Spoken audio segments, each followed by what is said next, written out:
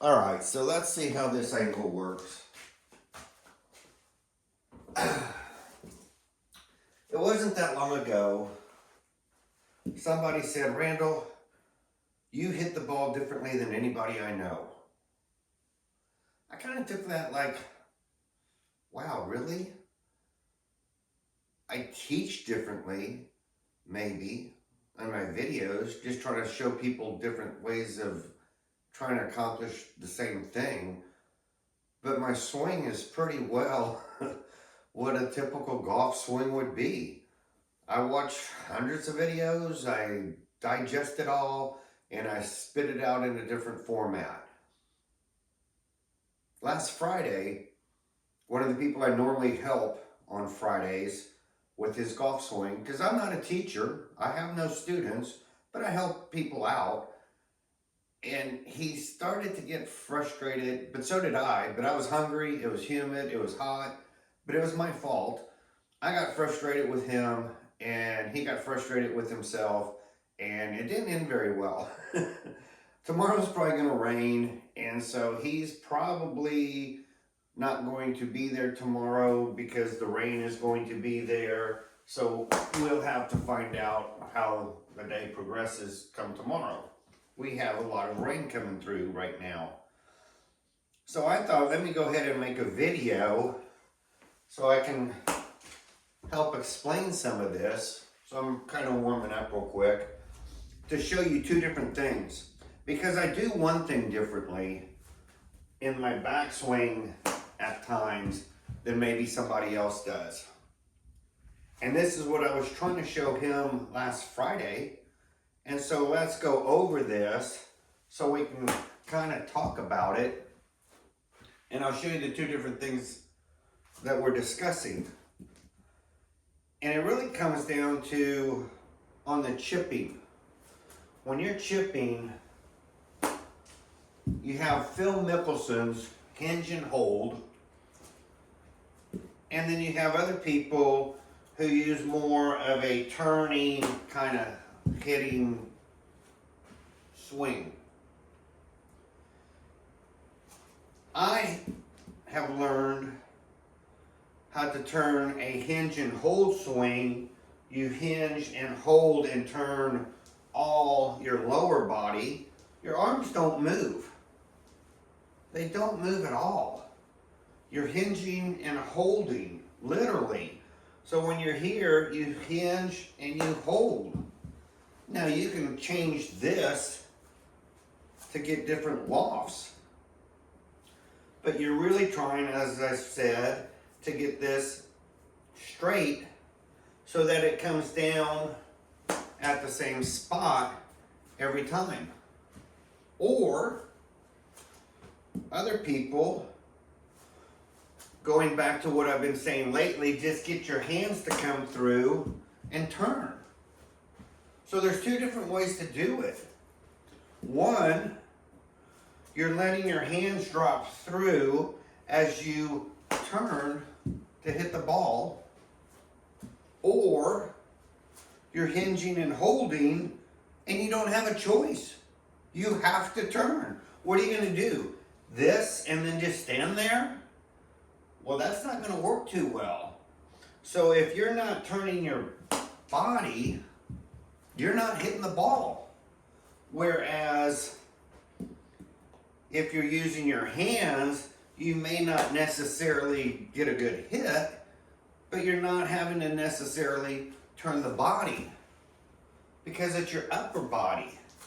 So one is going to use a little bit more shoulder rotation to come through, and the other one is going to be using the dynamic loft of the club and how you hinge and hold.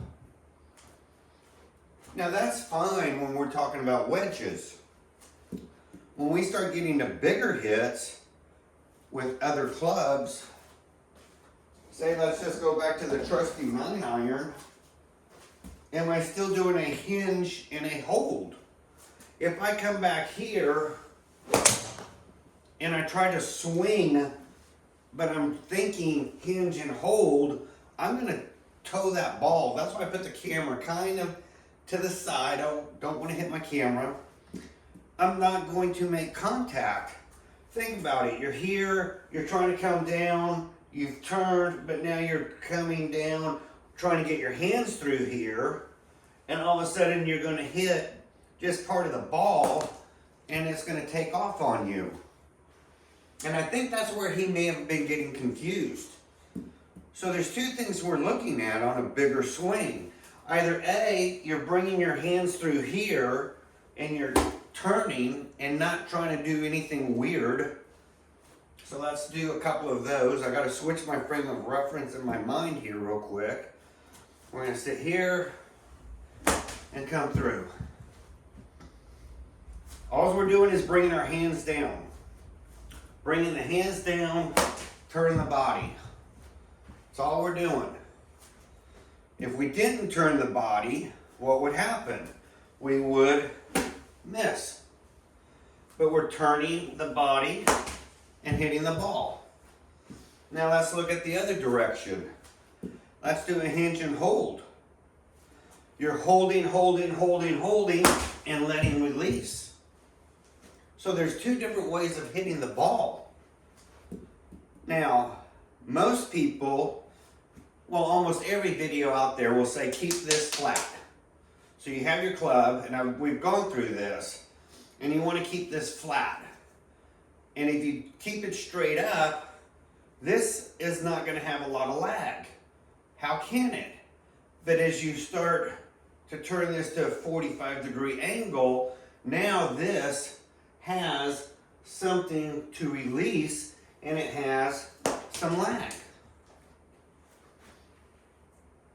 If I were to try to hit a ball, like right now, with just one hand, I'm holding this as long as I can before I hit the ball. Why? Because it's a lot more accurate to do that than it is for me to take one hand and try to come down and just drop it and turn. You can do it, but it's hard. But if you're trying to promote the use of one hand so that you can now put two hands on the club and do the same thing, you've got that feel. So we've talked about very little. I try not to mess with y'all's grips, but I've always said, put this right here, stand up at attention, let your wrists do whatever they normally do, wherever they want to hang naturally. Take this one, put it right on top of the club. Then I said this one, you really want it to feel like a fishtail, comes up and down. I know a lot of you guys, and this is my Friday guy, he starts here and gets that hand way underneath. It starts rotating downward. And I kind of understand that, because if your hand was here and you open it up, it looks like, man, you got good lag. You will coming down, but what happens when you get to this point? Now you're rotating and it has to flip. So his forearm, I see it all the time. He comes down and he has to flip. It's like that tennis shot. He's coming down and boom. You can't flip it any other way. So you have to kind of roll it down and through. Whereas if it's on top, it acts like a fishtail. You can do this all day long. So now I don't have to worry about anything as far as my wrist is concerned. So if I come through and come to the other side, my wrist is just coming around. It's almost like going this way. It's not up underneath and getting stuck here and having to do that. It's not having to forearm roll over. It actually, if you were to just swing a club here and just back and forth, that's all your wrist is doing when you have a stronger grip. So I like a stronger grip. because I don't want this. If you were trying to draw the ball, the old days, back the old guys that used to play golf, they might get that hand down here, and they might come from the inside, and they might swing it and throw that wrist over and that forearm and get that going, and they're spinning that ball and getting that draw. We don't play that golf anymore. More guys on tour are actually learning how to slightly keep that club face open, come through and hit that cut shot and get the ball to die. They don't want it to roll a long ways. Anyway, so you have to look at what you're trying to accomplish. So if he's down here, and I was saying, hey, just hold your lag all the way to the end, but you're up underneath your club, I can see now why he was struggling to do that, because you're going to come down and there's just no way to get you feel like you have to release because your hand is so weak at that point. It's not that your hand is weak, it's a weak grip. Conversely, when you get your hand on top, now all of a sudden you still have the same lag capability, but you can just turn your body, and you can, because you have so much lag, you can start really working on getting those hands forward and just turning your body. So your club comes in late to release. A club can come in. Think if you were chopping wood. Well, let's first start off, if you were going to hit somebody, you're not going to do that and then throw your weight into them. You're going to come in with everything and hit that person, or whatever, punching bag. Well, that's kind of like what you're doing here. You're holding this so long before you let it go. You let it go soon, it's out of there. You're going to do all kind of bad hits. You do this one where you just let the hand draw through and turn, you can still do all kinds of bad hits. There's no good way, no matter how you decide to do your golf game, to get a clean shot every single time unless you get your timing and your tempo and in sync and start learning how to hit a good ball. That's why I told y'all last week, or the last video I put up, that you really need to just start from here and learn how to hit through that ball and start getting it down, your flight down. But let's look at the flight. If you're coming here and you're releasing back here, you're flipping and that ball goes pretty high. We talked about that. If, however, you can get your hands further down through the hitting zone before you release, you can hold the ball low. So that is if you're a flat guy, flat wrist. So if you're trying to come back here, keep that wrist flat and throw down through that ball, you're having to do X amount of turn. And the more you turn your hip, the more it pulls the shoulder forward, and that gets your low point further. But let's look at the other way. For the guy who treats this more like a fishtail, just back and forth, that's all he wants out of it. He's not going to come up at a 45-degree angle right here. He, meaning me, is going to come this way and really drop this thing, and then you're holding it all the way through and releasing it at the end. So you are creating a lot of club head distance to travel to come through. That's why I said, can you bend your arms and hit a good shot? Yes, you can. At some point, you have to straighten your arms back out. But look at how far you can get that club head to travel before you hit the ball. The whole thing, to me personally, this is what I think y'all should look at. If you don't have a lot of hip rotation, and you're more of a big chesty guy, or some type of, you like to do more shoulder rotation, then you should be getting your hands just down and just turn. Because you're not moving your hips a lot. And so you will get to the point where you're trying to just get your hands down and turn. And you'll have a lot of great golf ahead of you. We can all push or pull the ball and get out of position. But if you start working on just that, you're going to be happy. Get those hands throwing toward the target. Life is good. But for others who get more involved with the hips rotating, they might say, man, I like this turn. There's a bad hit. I got to reset myself. It is absolutely two different hits that you're trying to do here. There we go. One, your hands are a little bit up.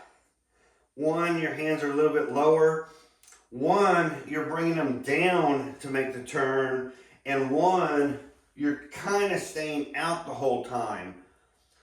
So your angle of the club here coming down is different than here and coming in. So if you start practicing this to try both ways, and all of a sudden you find your club coming down and almost missing the ball and just barely hits that ball and it shoots out that way, or you get at least half of the ball, chances are you brought your hand straight down because you were flat wrist coming down to release. It's going to be different if you do what I call, or what Phil called, the hinge and hold, where you whip it through like that. Now all of a sudden you're literally staying on your swing plane the whole time.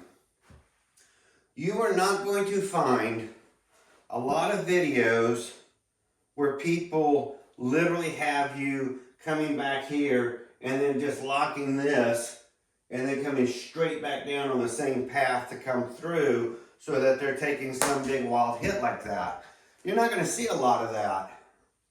Some people, somebody who also goes up to the golf course I play at, said, oh, Randall, you're trapping the ball. They see this as trapping the ball. But the next thing he told me was, but you hit the ball further than I do.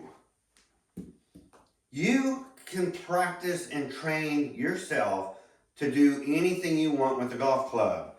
That's why I keep saying, I don't care what happens back here. I don't care which direction you come. I just know that when you're here, by the time whatever it is you get there, you know this part by heart. Whether you're coming this way or whether you're coming this way. You have got to work on that. And once you work on that, you will become very consistent. So if you want to come in with your hands and throw that ball, do it. Start trying to figure out in front of that left thigh, where are my hands coming? How far do my hands come before I turn? That's all you have to worry about. You just have to worry about my hands are coming down to here somewhere and I make that turn. Flip side. For those who are like, oh, I like using my legs. I see the power in this. I can see that. And so you don't mind more of this fishtail because you like it on your chip shots. You like to be here, turn, and turn. I didn't move my shoulders a lot. I didn't move the club back. I didn't do anything. Truthfully, you can literally sit here, right here, don't move anything, turn, and you're going to come right back to the same spot. That makes golf as easy as it gets. The other person, they are going to have to come off and get their hands down as they turn. They could pull a lot more. But the person who does it this way, I'm just going to sit here and I'm not moving my upper, I'm moving my lower body and coming straight through. Well, around the green, think how convenient that one is. All of a sudden, I just have to be here, turn, and turn. Now, some of y'all do that, but y'all do it with more of a neutral setup, and y'all do it more of a putting motion, like that. So you don't get lag. Y'all look like y'all are just really one big straight long arm. Y'all are here, y'all come up, y'all putt the ball. But your hits with the irons and your drivers and all the other clubs are going to be a little different. You're not doing that same motion on a big full swing.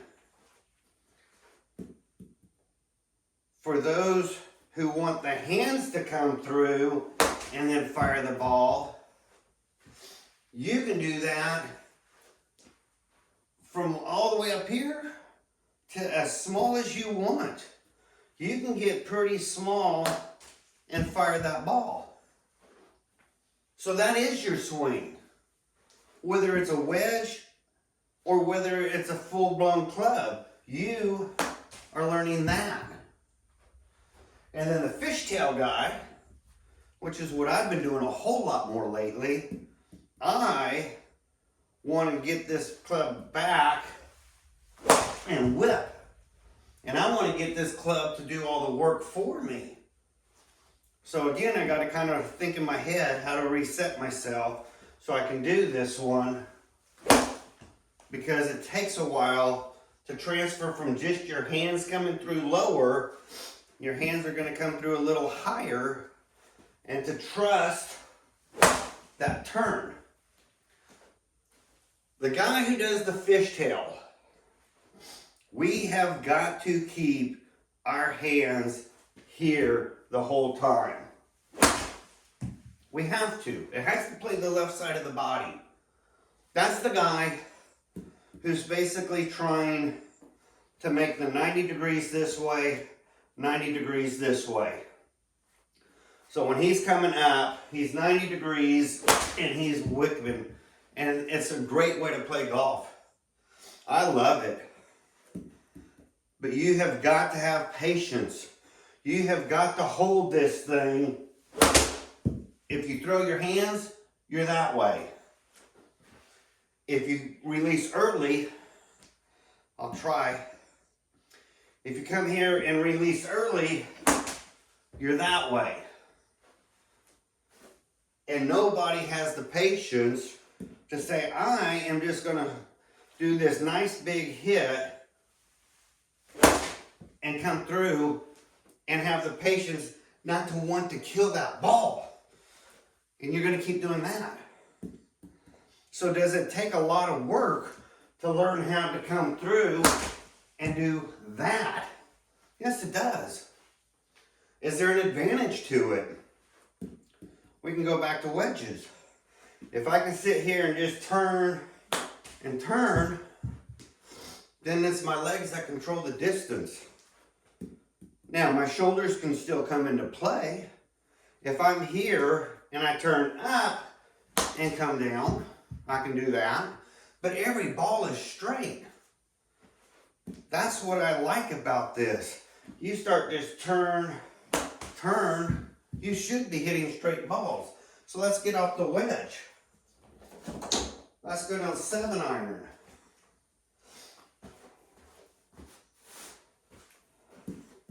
Again, you got the guy who's going to be coming in here and getting the hands down.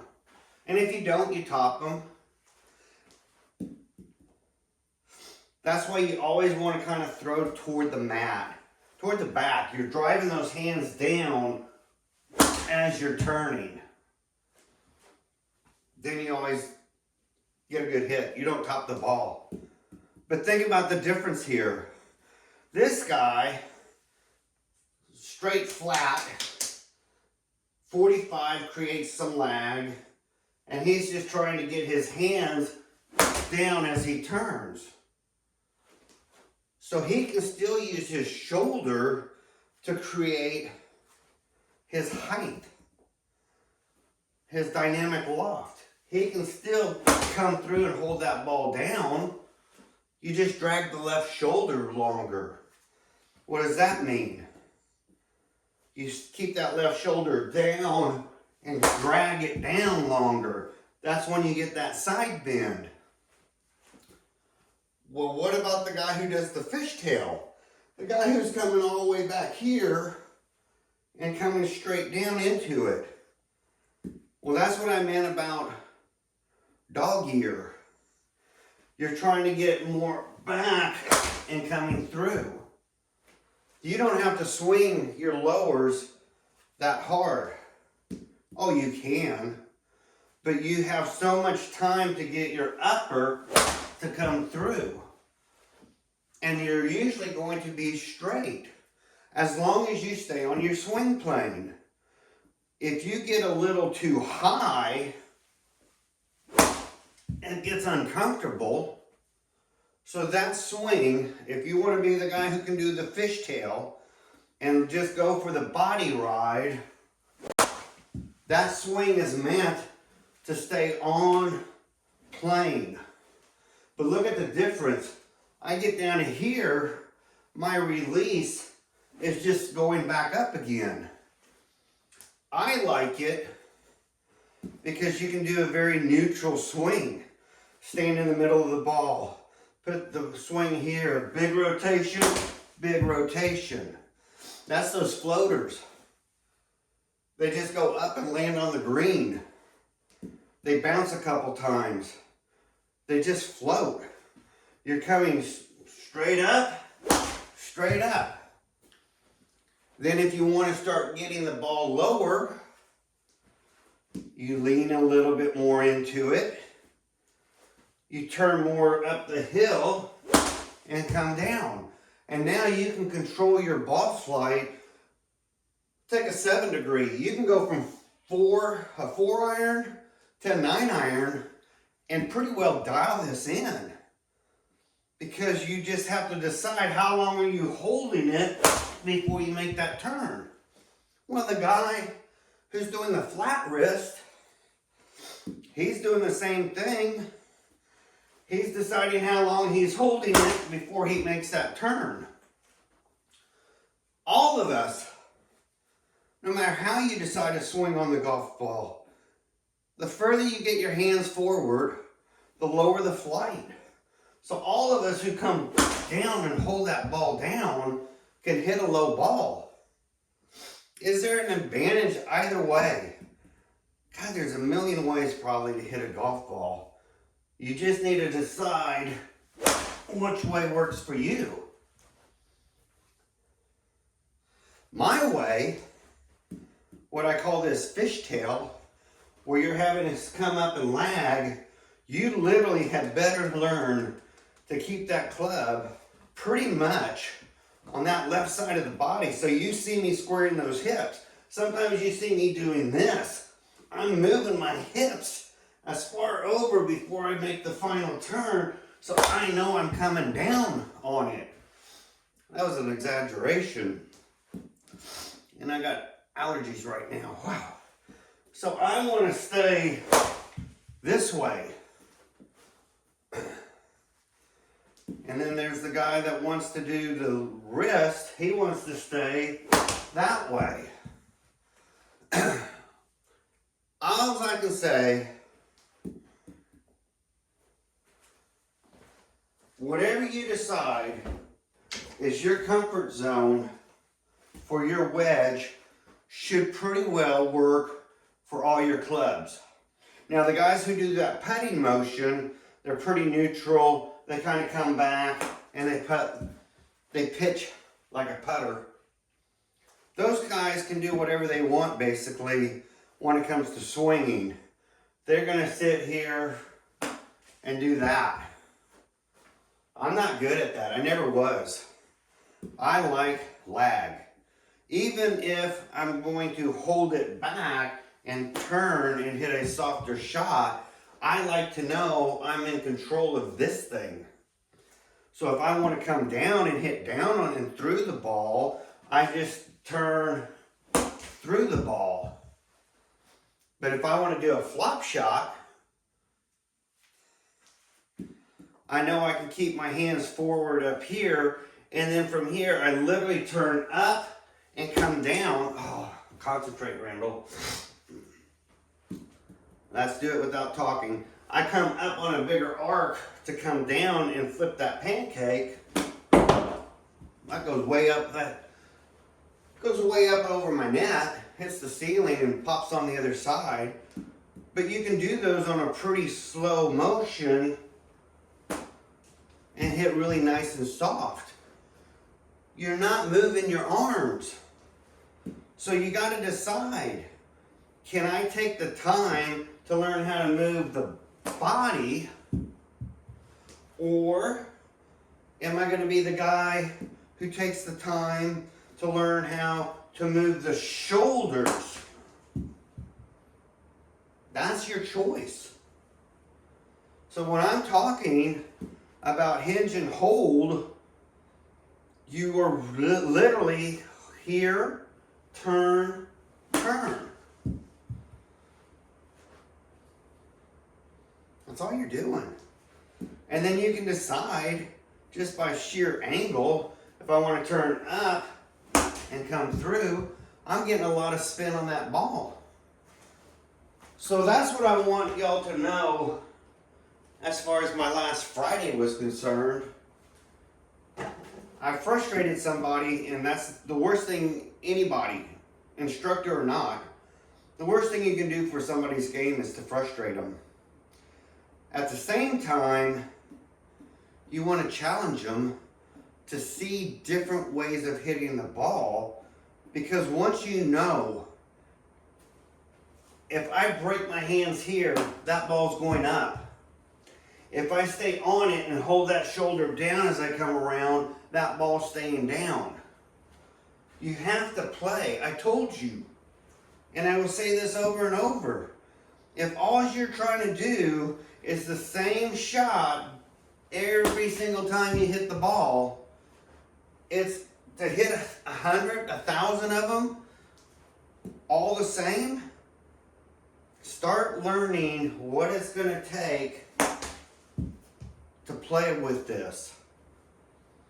You can sit here and you can throw your hands really forward with hardly turning your body until the end, that last little snap, and get a great shot.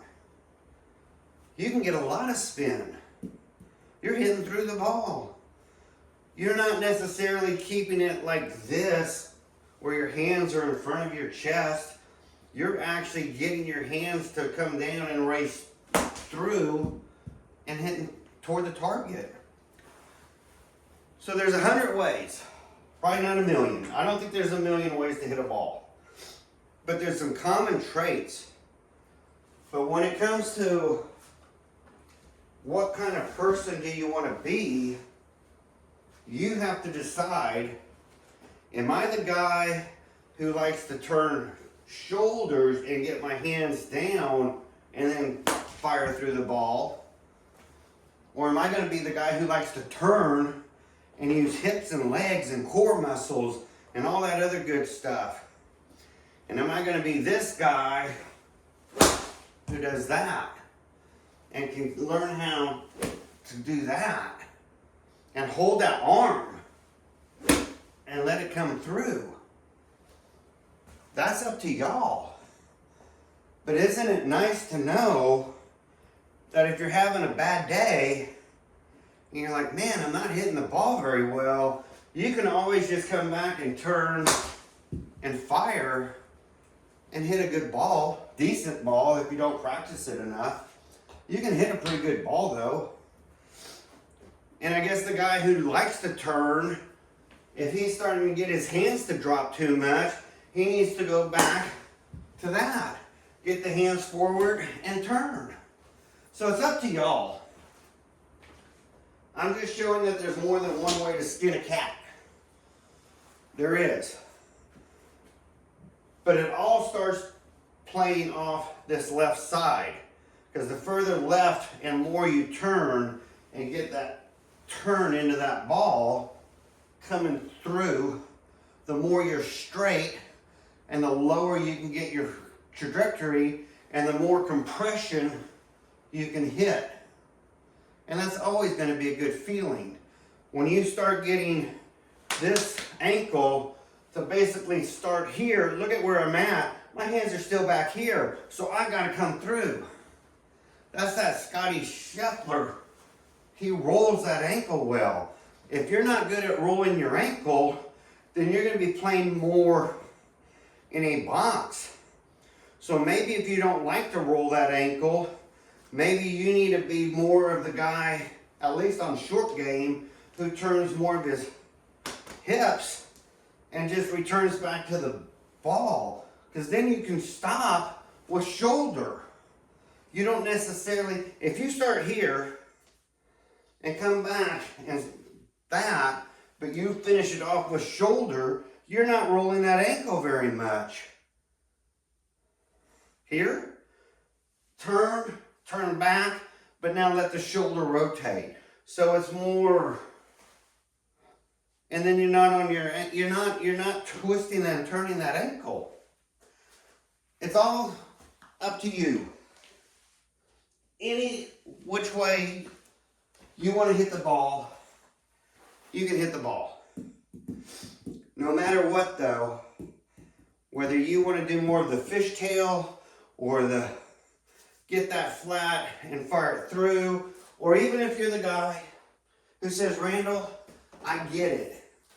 Playing underneath is probably never going to be the best idea. You'll never see an instructor tell you to play up under here. That ain't never going to happen. Because like I said, you've got to come down, and now what are you going to have to do? You're going to have to rotate that arm. Otherwise, you're going to have to do this. You don't want to do that. The guy who plays it more on top, he can play it so it's almost like his palm is down the whole time. He's got it much easier getting the club from one side to the other. All of us are just trying to get this club head to come up and through the ball and from one side through to the other. And the faster you have your hand speed coming down and the faster you can get that club to release, the more club head speed, the longer your hit. For the fishtailer, if you really want to practice this, where you're throwing that club, that's why the other day you saw me coming all the way back here, because I'm just fishtailing that ball through. You better be so relaxed, almost zero grip. I mean, literally, you're barely holding on. If you start to tense up and lock those wrists when you're trying to do that maneuver, where you're trying to come up and use the body, and you grip too tight, man, you're going to be spraying balls all over the place. This whole thing is geared for turning and turning back through where you started. Whereas you got the guy who wants the 45 degree with the hands, he can come through. Gotta remember to switch gears. He can come through and get the hands through and then make his turn. So he's got a little bit more latitude, between about here to about here where he's making that turn. It's just going to change the ball flight, the height. The guy who's trying to hold on and come all the way back down to here, if he's successful, he's square every time. But if he comes in early, he's way left. But so is the guy who comes from here. He can be flippy way left. And all of us, if we get back here, I don't care who you are going to block that shot, and your club head is going to be open unless you really turn those hips. So we all have a lot of things in common, but we have some things that aren't so much in common. So I'm going to end with that. I'm going to end with just a few more slow-mos, just in case anybody has any questions, so they can really watch this. So I'll hit a couple. So those who want to leave the video, feel free. But I am telling you, you are going to get set up. You are going to feel exactly where you want to be. You are going to literally turn the body and come back through. And those balls are going to go straight. And then it depends on how much you want to come and hit through, how low you want to take that ball. So it's a really nice feeling to be able to come through and throw those hands forward and keep that ball low and get a lot of spin. For the other guys, you're just bringing your hands down and turning your body. So you're basically getting the hands through. The pop goes the weasel kind of throw. And you can be very smooth about it too. So both groups can hit a very nice, clean ball. Some of y'all, it's going to come down to little shots. If you're here, are you going to be better at it that way? Where you're just turning and turning? Do you like that feel? Or are you the kind who says, no, I know. Keep forward, throw the hands through, and let the club naturally just come through. But are you going to deaccelerate? So the guy who throws his hands, just don't deaccelerate. And y'all are both fine. If you're turning your body, if you're turning body only, chances are you're not deaccelerating. You're just turning body. If you're here, turning body and turning body, you're not going to deaccelerate. If you're here and you get more of the hands coming through and then wanting to hit through that way, you might deaccelerate. You might chicken out. You might get to here and go, oops, I didn't mean to do that, and do a flubby. It's all good. And then for the guys who do more of the turn, putting, turn, y'all have it down. I'm not going to tell y'all what to do. Y'all seem to like that approach, and if it works for you, man, stay with it. But you should practice these other things just to get the feel of your body, where that golf club is in space, so that you know everything about your swing. So when it falls apart, and they always do, you can say, oh, I'm stuck, or oh, I'm flipping because I'm releasing to. You will know what your swing is doing. The smaller you make your swing, the easier it is to see the mistakes. And I'll end with that, and y'all have a great night.